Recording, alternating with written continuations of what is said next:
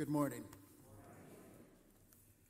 Our scripture reading this morning is taken from Colossians chapter 3, verses 12 to 15. This can be found on page 199 in the New Testament portion of your Pew Bible. Our second reading is from Matthew chapter 6, verses 19 to 21. It is on page 6 of the New Testament. Reading from Colossians chapter 13, beginning at verse 12. Hear what the Spirit says to the church. As God's chosen ones, holy and beloved, clothe yourselves with compassion, kindness, humility, meekness, and patience. Bear with one another, and if anyone has a complaint against another, forgive each other, just as the Lord has forgiven you. So you must also forgive. Above all, clothe yourselves with love, which binds everything together in perfect harmony. And let the peace of Christ rule in your hearts, to which indeed you were called in the one body, and be thankful. And reading at Matthew chapter 6, verse 19. Do not store up for yourselves treasures on earth, where moth and rust consume, and where thieves break in and steal. But store up for yourselves treasures in heaven, where neither moth nor rust consumes, and where thieves do not break in and steal. For there your treasure is, there your heart will be also. This is the word of the Lord.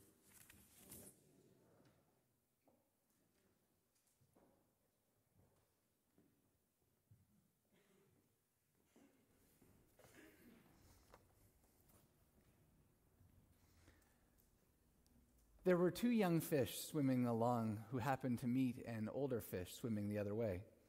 He nodded at them and said, "Morning, boys. How's the water?" And the two young fish swam on for a bit, and eventually one of them looked at the other and said, "What the heck is water?" Every single one of us is immersed in an atmosphere we can't fully appreciate. It's an atmosphere that constrains our movements and influences our thoughts, and it does all of this without any of us really noticing it. Here is the spot in the sermon where the snake oil salesman would sell you 5 truths to unlocking this hidden knowledge. But the truth is that we don't notice it the same way we don't notice our breathing or our breakfast digesting. It happens not because we think about it, but because we will it, because it's our nature. We are, as Tim's reminded us over the past few weeks, from, of, and for love. Love is our origin, our identity, and our purpose. But imagine sitting down and looking at a map that leads you into the kingdom of love, but offers you no compass rose or no legend or no this way up. You could easily spend the rest of your life wandering aimlessly with nothing more than a chance at arrival. If we want to arrive at the destination for which love has intended us, if we want to be in the place where we were made to be, then we have a calling and a challenge in our lives to orient our hearts around our nature. We need to develop rhythms in our life that make our love as unconscious as our breathing, so that love itself becomes our second nature. This is the thrust of Paul's charge to the church in Colossae. A good person is not born or made. Virtues are not what you think or what you do. Virtues, Paul says, are things that you wear, put on, clothe yourselves with in some translations. They are the things that surround us and enwrap us. They do not come from within you, but are put on from without. Virtues are designed and made and chosen. Virtue is designed. It's tailor-made for you. We have this tendency to think that virtue happens inside of us, that virtue springs up like a well in our hearts, that it's already part of us. And I know this tendency well. I've always struggled with the idea and with the practice of self-control. Put me in front of a buffet and watch out. I can dive deep into a video game, and when I finally come up for air, I realize that I haven't actually seen the sun all day.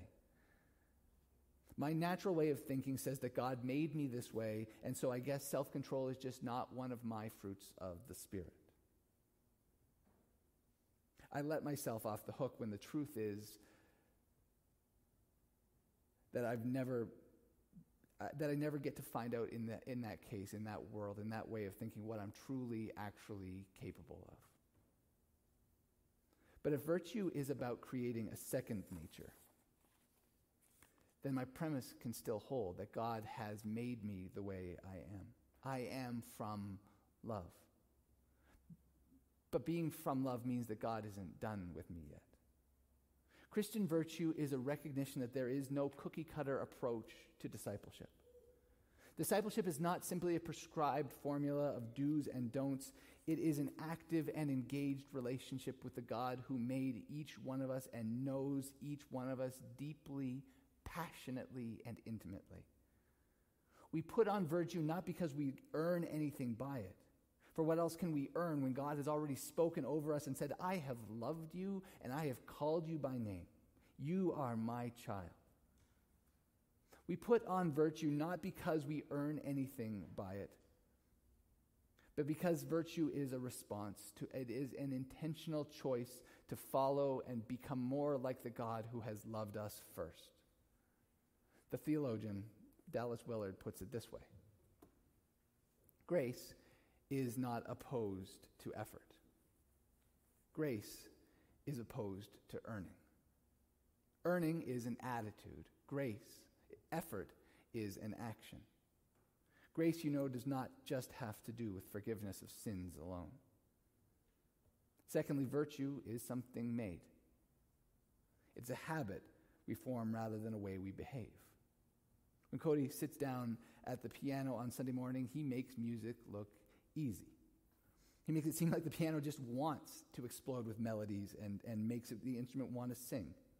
But he can do that only because he spent hours and hours teaching his fingers to move the way they do.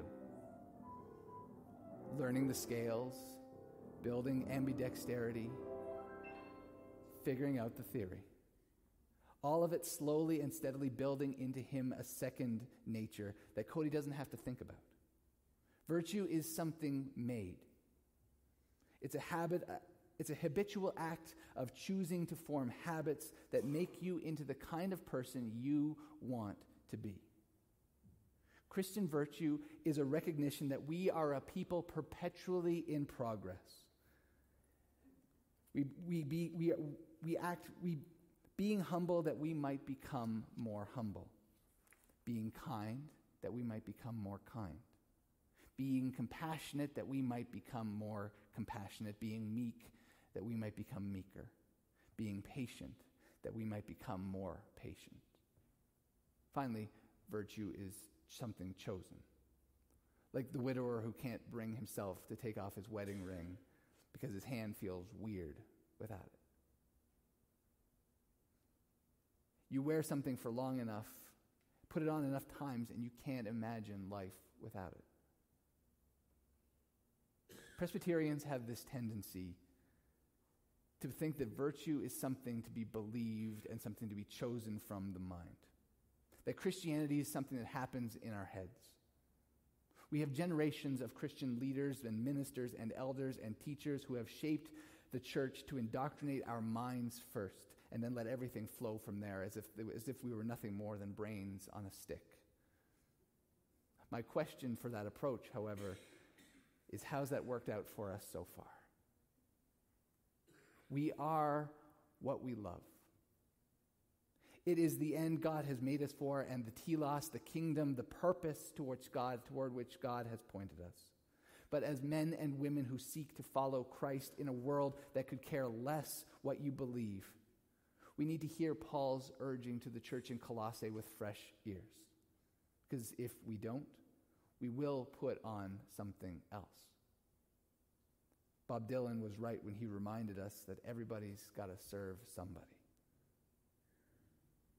We need to hear this with fresh ears because culture eats intention for breakfast. The theologian James Smith invites us to take a pilgrimage to what he considers the most holy site in any city and see with new eyes the love toward which our atmosphere orients us. Hear what he has to say. This place is the kind of place that may be familiar to many of you. But my task here is to invite you to see it with new eyes. As we're still off at a distance, I want you to notice the sheer popularity of the site as indicated by the colorful sea of parking that surrounds the building. The site is throbbing with pilgrims every day of the week as thousands and thousands make the pilgrimage. In order to provide a hospitable environment that absorbs the daily influx of the faithful, this site provides an ocean of parking.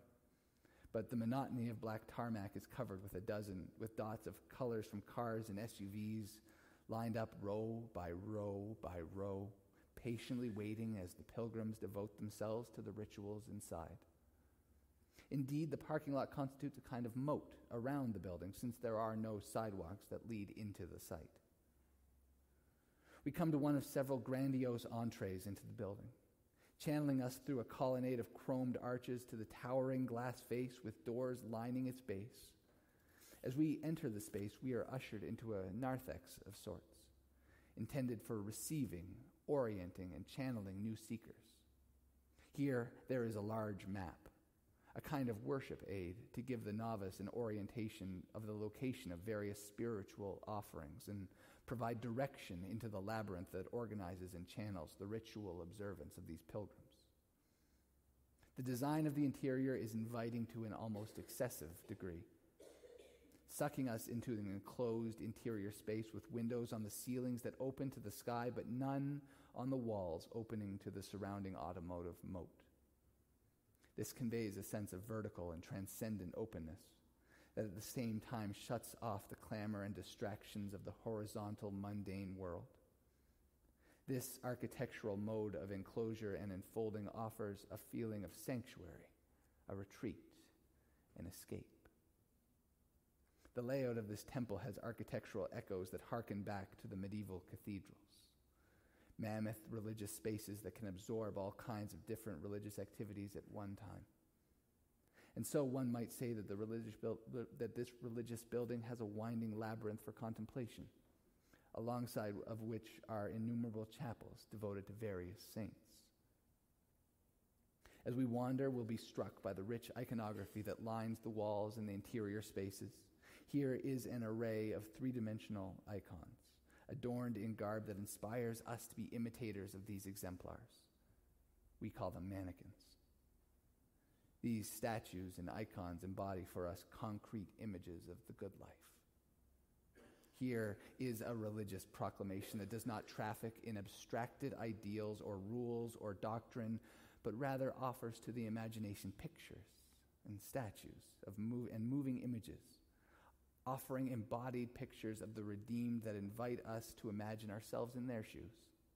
This is a gospel whose power is beauty, which speaks to our deepest desire and compels us to come not with moralisms, but with a winsome invitation to share in this envisioned good life. As we pause to reflect on some of the icons on the outside of one of the chapels, we are invited to consider what's happening inside, invited to enter into the act of worship more properly, invited to taste and see. We are greeted by a welcoming acolyte who offers to shepherd us through the experience, but also has the wisdom to allow us to explore on our own terms. After time spent focused and searching in what the faithful call the racks, with our newfound holy object in hand, we proceed to the altar, which is the consummation of our worship. Behind the altar is a priest who presides over the coming transaction. This is a religion of transaction, of exchange and communion. And so we make our sacrifice and leave our donation and in return receive something with solidity that is wrapped in the colors and symbols of the saints and the season. Released by the priest with a benediction, "Have a great day," we make our way out of the chapel, not necessarily to leave the temple, but rather to continue contemplation and be invited perhaps into another chapel. For who could resist the tangible realities of the good life so abundantly and invitingly offered? Last week, together we reflected on the words of the song, "What the World Needs Now Is Love." I think that at least is the title. It's a little before my time. Today, I want you to consider the charge of the great theologian Bruce Springsteen. Everybody's got a hungry heart. I'm not going to ask you to sing it. You are more than what you think about. You are more than what you do. You are what you love. Because your loves have the power to shape and orient you toward what you worship and toward the kingdom that you serve. As God's chosen ones, holy and beloved, therefore clothe yourselves with compassion and kindness and humility and meekness and patience.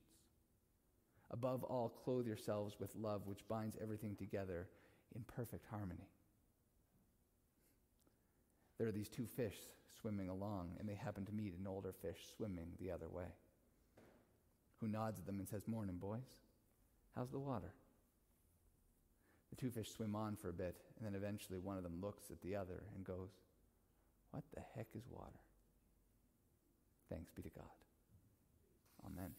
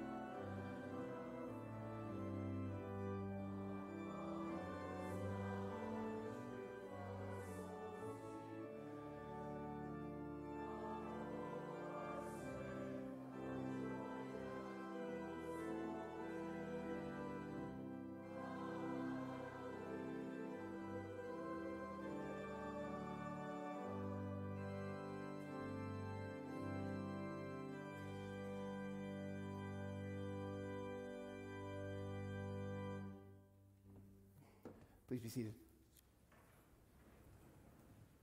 Because God has loved us, God invites us to love him in response. Therefore, we give to God the first fruits of his blessing on us. God's tithe and our offerings will now be received.